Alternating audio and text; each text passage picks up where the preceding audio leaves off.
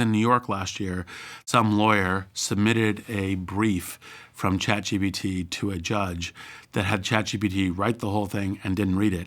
And when the judge was reading through it, went, well, these citations don't exist. Hopefully everyone remembers that was a huge doofus move, right. And don't do that. From the news team at LinkedIn, I'm Jessi Hempel, and this is Hello Monday.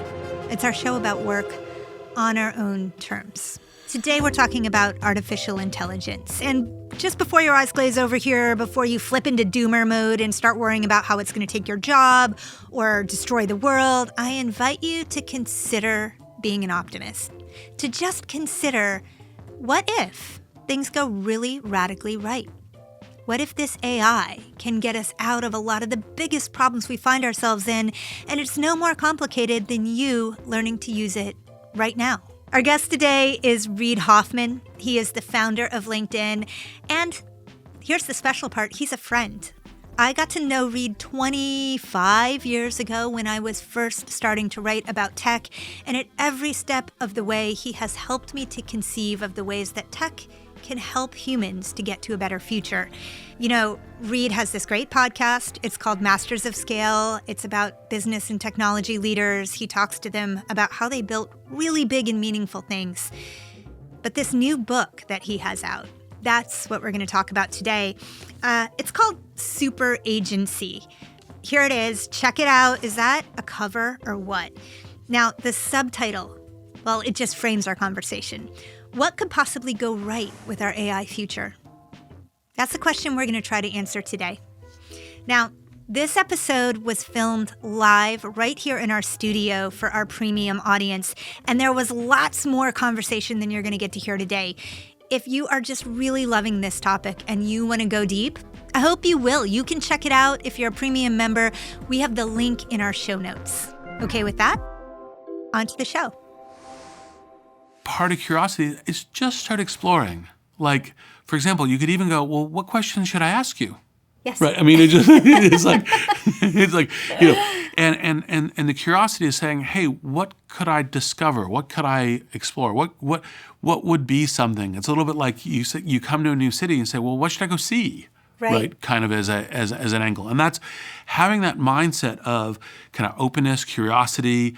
That's the very beginning of yourself discovering, like, what are the things that this can enable me to do, to be, and in any context, a personal context, a work context, all of that is the very first beginning. And so part of super agency is trying to say, look, in all of human history, there's a lot of history in this. Sure.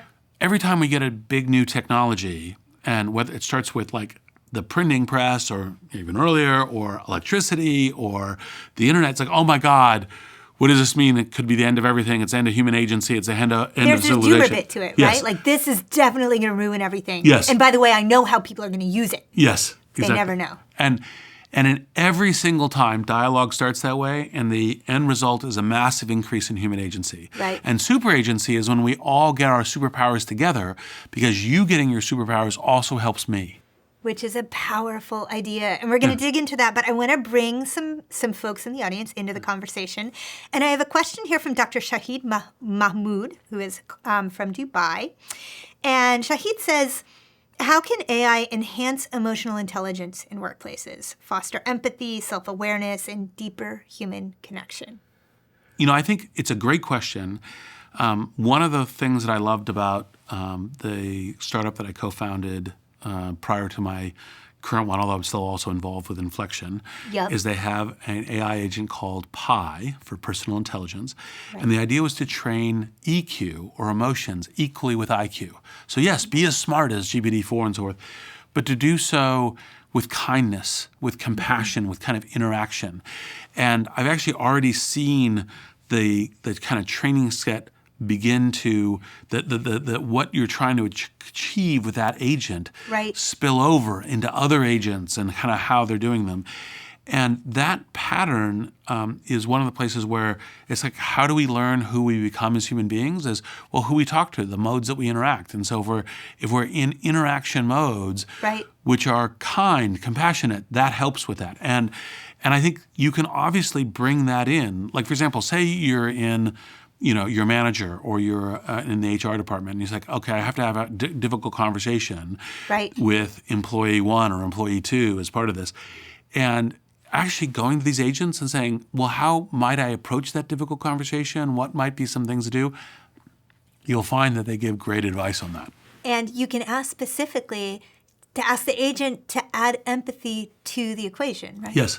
Well, so listen, I want to bring in this question now from Carol in Santa Barbara, California. Carol, thank you for being the second up with the question. She asks simply, what's the cost of being AI resistant? Well, the cost of being AI resistant is the cost of being left behind in terms of your professional capabilities. It's a little bit like if you said, I'm a professional, but I'm not going to have a smartphone. I'm a professional, but I'm not going to use a computer. I'm a graphic designer, but I'm not going to use, Adobe or Figma. It's like, no. Like, this will be, within a small number of years, every professional activity will be deployed with one or more co-pilots, and probably more than one. Okay, so you're using the word co-pilot there. Yes. And so that takes me to this question of mindset. I think that a lot of people, when they think about AI, they look around, they think this is about to replace me. It's about to take my job. It's it or me. There's a binary viewpoint to it. But you frame this much more as thinking about AI as the technology sitting next to you in the car. Yes. And so like an informational GPS, as you know from that chapter, part of the reason I encourage people, first, curious mindset, second, start using it. And part of it is you realize it's nowhere close to replacing you in a wide variety of circumstances. Now, it will be in places where if your job, customer service, is following a script, replacement, near term, a lot of that stuff will happen. But like, for example, take me. When I started using GPT-4, I first did, and I wrote down, I was like, how would Reid Hoffman, there's a lot of data about me, would make money investing in artificial intelligence? And it gave me an answer that at its surface sounded smart. It sounded basically like a business school professor articulating venture capital and didn't know how venture capital works, right? It was like, you'll first identify the total addressable market size, then you'll just kind of market substitution, then you'll find teams to do it. That all sounds reasonable. And everyone who invests in that strategy basically loses money. So right. So it's not how actually competent venture capital works. Right. And so it's like, oh, that's fine. And I said, well, but part of how I encourage people is don't then say, oh, I'm fine, and it's no use. It's like, look, I know there's uses of this technology to help me. And so I said, okay, so it won't be strategic investment decision making. Right. But what about due diligence? And so, I fed in a business plan, and I said, okay, how would I do due diligence on this? And it gave me a very good list. And, some of it, I would have known all the questions in the list. But, question 3, I was like, oh, yeah, I would have gotten that, but I would have figured it out 2 days later. Mm-hmm. And having it as part of the first kind of strategic planning is very useful.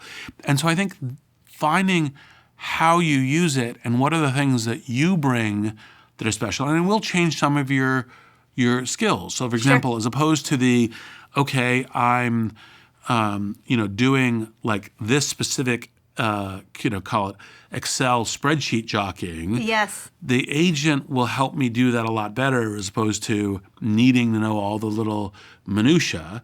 But that then frees me up for thinking about okay, how do I think about this as scenario planning? How do I then think about this as as opposed to creating one scenario plan, maybe I create 3. Right. And that's actually, I think, where a lot of this professional work will go, and that's why I say co-pilot. Right.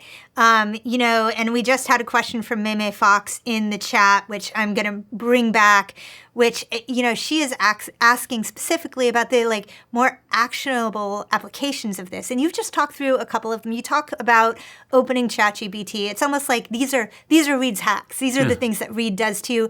Dare I say play? Because that's sort of what you're doing, right? Yes. You're playing, right? Yes. So what other things might one think about trying? First, mindset. Second, start, right? Experiment, play. Yeah. And then the third is try to do things on some set of tasks that matter to you, not just the, write a sonnet for my, friend's birthday, or what should I possibly make for dinner with these ingredients. Fine to do those things, but things that matter in a way that's okay, this is part of how I work. And to sit back and ask yourself, if I could make something different or faster about Yes. my work, what would it be? Exactly. And then to use that to drive your experimentation. So Right. the example I was using for me was kind of like me as an investor. Yeah. And it was like, okay, so directing the investment judgment, nowhere close to that. Due diligence, helpful. And ways that it makes you more on target, brings a research assistant, moves much faster, like all of that kind of stuff, that's there. And if in any particular zone, you're not finding a way to make it help you be better, faster, stronger, then Right. you just haven't explored enough. It's there now. Right. And then why to do this is because part of like your earlier question is, look, is it replacing me? I was like, well, if I know how to direct this and to amplify it Right. in a really good way, Right. then it's me with superpowers. It's much, much better. And so that's the thing to be doing. Well, look, getting to the how to direct it part, that is its own skill that you have to develop. And we have Ivan Chumanchenko in the audience from New York. Yay, New York. Ivan asks a question that I personally struggle with. He says, how can we not lose our authenticity when asking agents to write on our behalf? Now, I'm a writer. I have found that ChatGPT and Microsoft's Copilot can write using my voice things that I need to express, and then I read them back, and they still just don't sound very authentic. Yeah, but this is part of the reason why it's an amplifier. Like Yeah. AI is amplification intelligence. And even if it got Jesse's style just right, Right. that then frees you up to taking it to the next level. Like, as you know, as a writer, you go, I have 3 hours to accomplish what I can accomplish with this kind of writing. And part of it's not just how I type words, but it's a question of what might I craft to create something interesting, intriguing, Right. beautiful, engaging in these things. And by doing that as a loop, it actually, in fact, can really work. And so, like, for example, when I was writing Super Agency, I didn't go, help me finish this last sentence. One can do that. Right. But the kind of things, because these are excellent role players, I said, okay, critique this chapter from an expert history of technology person. What would she say about this? And then getting that, I go, okay, well, this part is probably right, and let's research a little bit, let's mod this. This part, yes, I'm being a little simplistic in how I'm describing, this part of the car, but that's fine, because what I'm trying to do is make a point, and simplifying things is not necessarily it might be a crime for a perfect history of this technology, but it's not for the viewpoint of humanity and technology. And so like that kind of role in combination with you. So one role could be argue against me. One role could be help me make the argument. One role could be, hey, like I don't start any major writing task now without using an AI agent to start iterating off the blank page. Because I find that dialogue is really good. And by the way, sometimes, of course, the very first thing it produces is pablum. It's like, okay, fine. Most Yes. of the time. Yes. Just most of the Yes, time. right. But, by the way, in that iteration, you can actually even get it to producing interesting things once you're pushing it. So, like, for example, my advice to writers is to say, not to ever say, it's just go to its output. Always, of course, be doing the stuff at the end. But, like, doing it in iterative, like in a multi-pass framework, can be really good. So you go, okay, I see what you did. This is boring. Make this like put the point they just made and make it into a hip hop, song. Sure. Okay, now make that hip hop song into something that's punchier in this direction. Right. And that kind of thing is like limbering up, like almost like bringing your own writing room to writing. It's always that moment when in my brain, my mind goes, oh, that's not what I meant. Yes. That I hit the point where I'm able to bring myself. Exactly. And maybe that in many ways is what we're all looking for as Exactly. we use these tools. Yes. It's the unlock for what I have uniquely to offer, right? I will say that it feels to me, I can even feel myself, that there's a risk that I might default to trust the technology rather than seeing it simply as an amplification of my own process. Yeah. I.e. to get lazy. How do we keep from doing that? I could imagine like that laziness could be harmful over time. Well, some people have already done that and will continue to do that. That's just Yeah. a human nature thing. Yeah. Matter of fact, I think it was in New York last year that some lawyer submitted a brief from ChatGPT to a judge that had ChatGPT write the whole thing and didn't read it. And when the judge was reading through it, went, well, these citations don't exist. I remember that. Yes, right.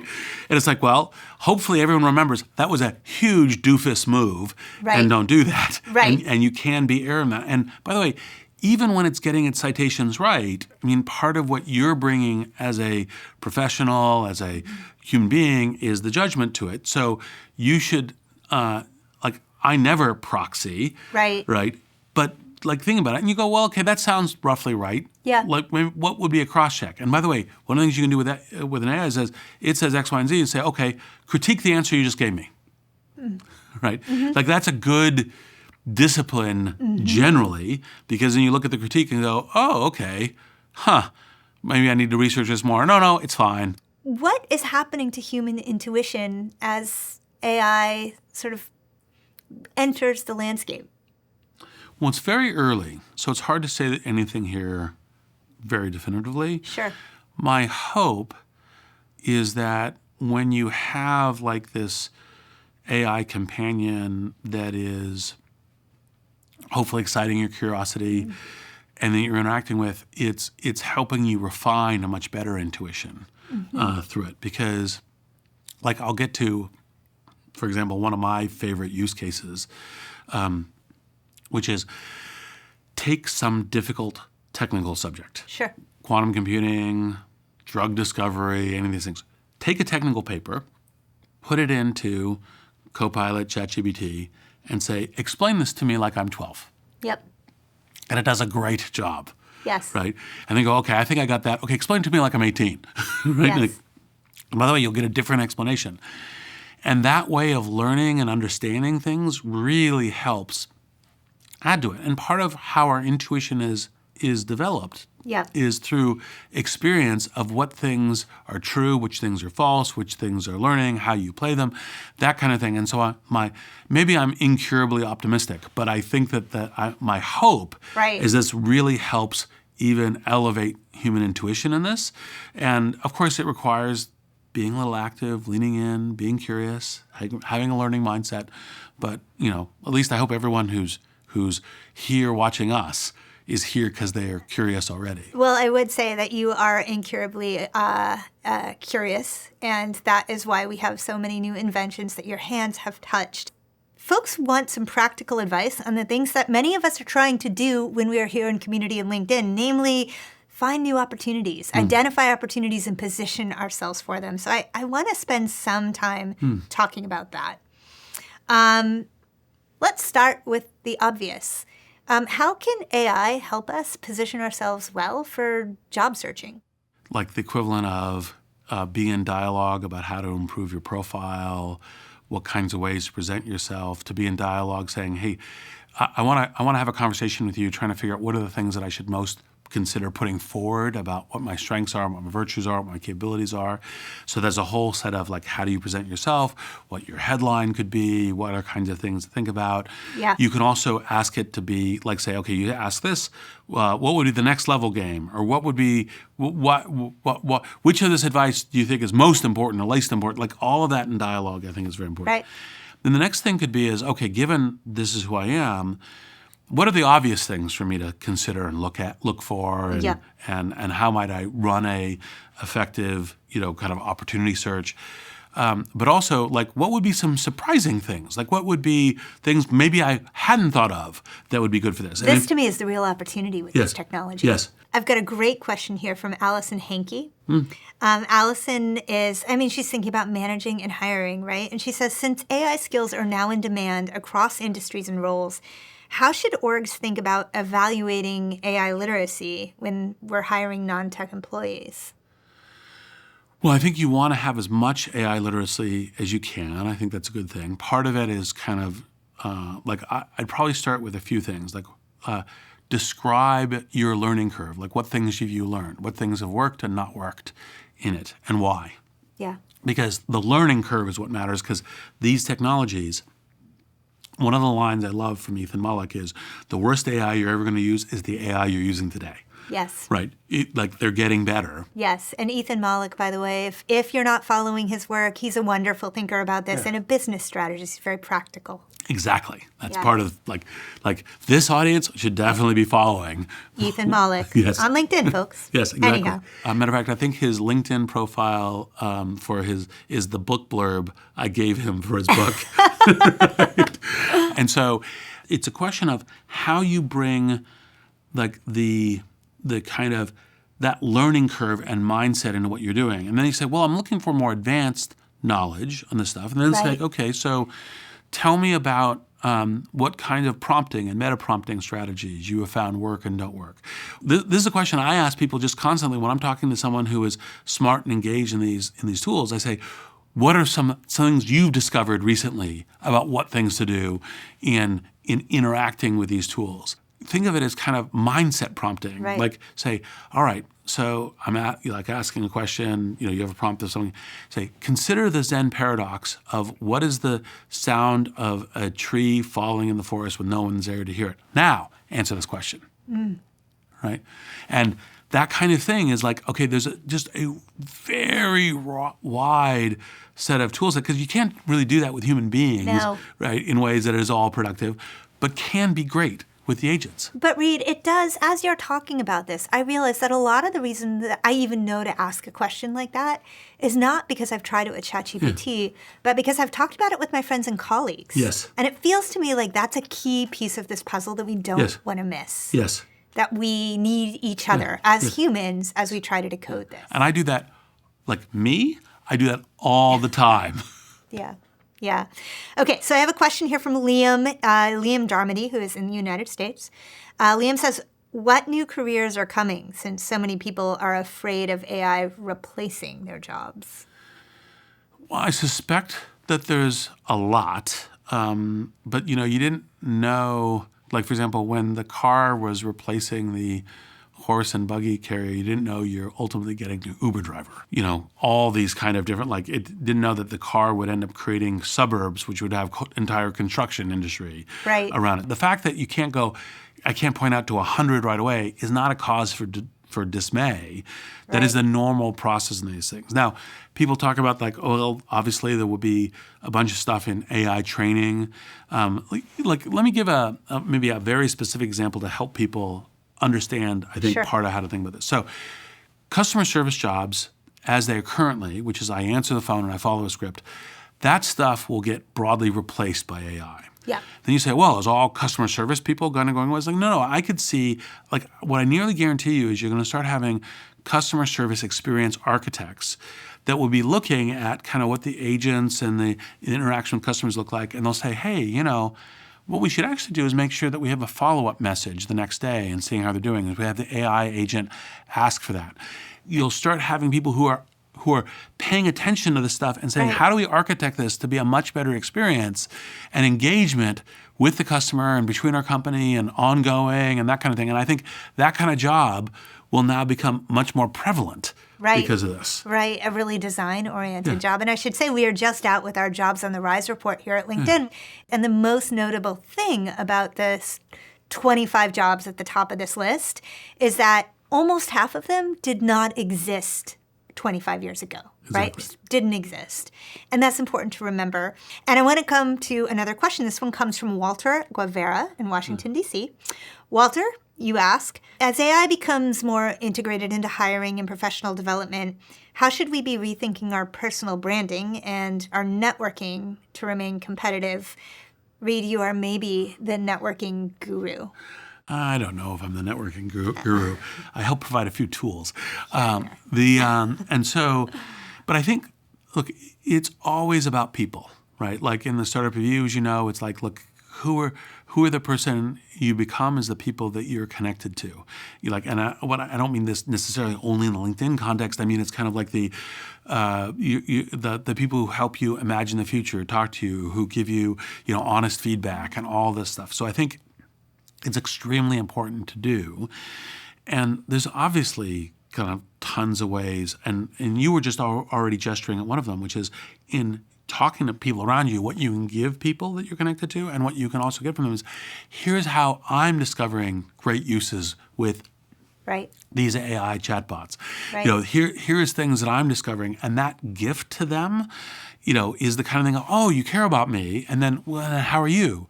And part of the thing that I tend to think that's always so important about like building and nurturing these human relationships is always start with a little bit of like, how can I help you? Because then, by the way, the people you want to be spending a lot of time with, the people go, oh, that's great. And then how can I help you? Right. And that's how we go through life together. You just heard live from the Empire State Building my conversation with Reid Hoffman. His book, it's called Super Agency, and it has the best subtitle, What Could Possibly Go Right with Our AI Future, folks? Now, this was just a portion of the longer conversation. If you want all of it, or if you want to review any parts of it, you can. If you are a premium member, well, check out the show notes for the link to the full conversation. You'll find a lot of questions in there that might really interest you. There's so much to unpack from my conversation with Reid, but I am going to tell you, friends, that I want you to take away 3 big ideas. Get a piece of paper out and write them down. Number 1, this idea of being AI curious. That was a new one for me, and I am going to use it. It suggests not that you know what you're doing, not that you're an expert, but that you are willing to learn. And that is the fundamental quality that's going to help all of us, right? Don't have to know the answers, just have to be willing to chase them. Number 2, AI isn't the pilot here. You are. Right? AI is an informational GPS system. It's going to help you. It's going to support you. It's going to amplify the skills you bring. But you are the one who's driving, and you always should keep that in mind because that is how you're going to discover your unique opportunity. Number 3, change is uncomfortable. This technology is introducing a lot of change, and what that means is that jobs are going to go, jobs are going to come, and from the middle of it all, you're not going to be able to predict exactly where things are going. It's okay to be really uncomfortable with that. Your opportunity and your challenge is to acknowledge the discomfort and let it be. And then look around for the guideposts. I mentioned LinkedIn's recent Jobs on the Rise report. That's a great starting point, actually. It looks back at the types of jobs that are gaining momentum on our platform, and they'll surprise you. But the thing I want you to know on the list is not what the jobs are. That will continue to change. It's that if you look back 25 years ago, nearly half of these jobs and job titles weren't a thing. Like they didn't exist at all. There's inspiration to be had in that. If you're listening to the show, you're the kind of person who is out in the world, being curious, looking up new opportunities, and I know that you, like me, are gonna figure it out. Folks, we are gonna figure it out. We're gonna do it together. If you haven't been before, you should consider joining us for office hours. We will meet as we always do at 3 p.m. Eastern on Wednesday afternoon. There's a link in the show notes, or you can just go to the LinkedIn news page. And if this episode introduced something new for you, something you can take away, well, then you should share it with someone who needs it. I'm Jessi Hempel, and this is Hello Monday. I will be right here next week, and I hope you will too.